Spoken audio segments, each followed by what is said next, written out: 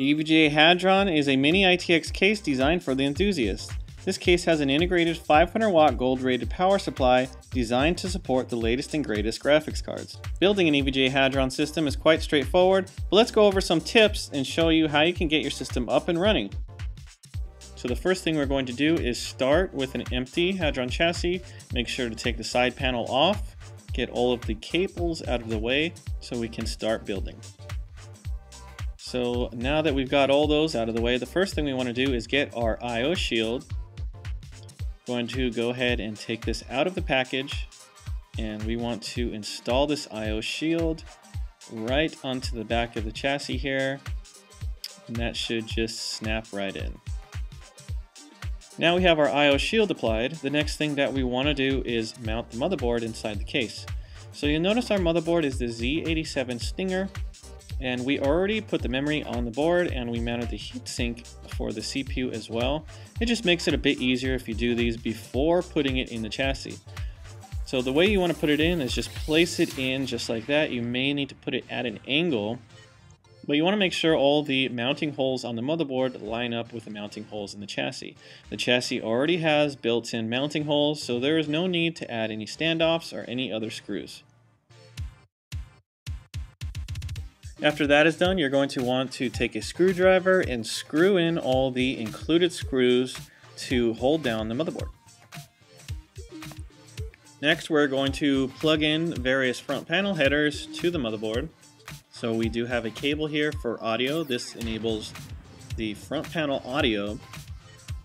And next we have a cable for the front panel USB 3.0. So we're going to go ahead and plug that one into the motherboard.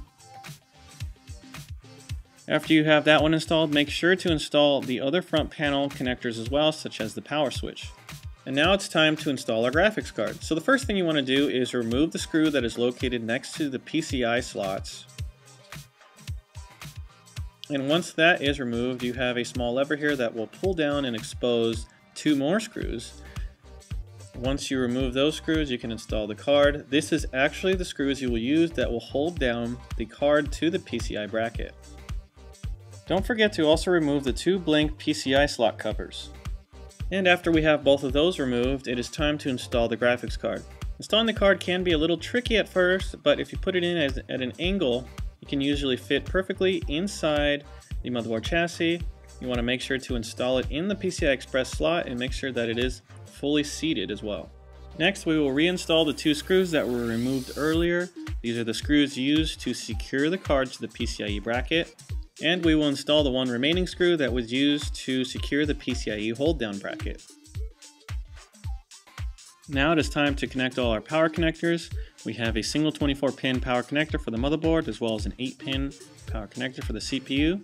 And on our GTX 770, we have one 6-pin and one 8-pin power connector. Next, we're going to install our hard drive. The Hadron Chassis can accept either a 2.5 or 3.5 inch hard drive. With this SSD, we're going to use a couple of screws to secure it to the removable hard drive tray. After we've secured the hard drive, we simply slide the entire tray in just like that, and we will also connect the necessary wires, one wire for power and one wire for data. And after we've done that and tidied up some of the wires, we can install the side panel.